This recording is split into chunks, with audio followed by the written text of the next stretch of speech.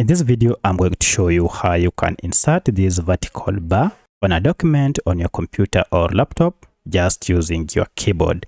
If you find this video helpful, I'll kindly request that you support me by liking the video and also by subscribing to my channel.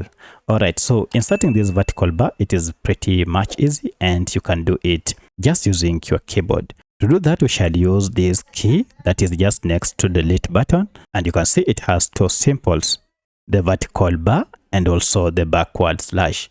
So let me delete this vertical key that I inserted and show you. So if I go ahead and tap on it, it will go ahead and insert the backward slash, and we don't want that. To insert the vertical bar, all you need to do is to go ahead and tap on the shift key on your keyboard. So press the shift key and hold it, just one shift key.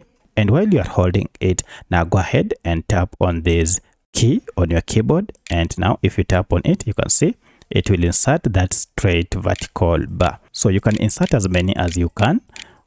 And once you are done, now that is it.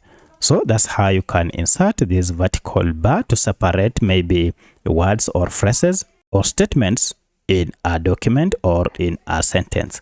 If you have any other question, kindly let me know in the comment section. Otherwise, thanks for watching and let's meet in the next video.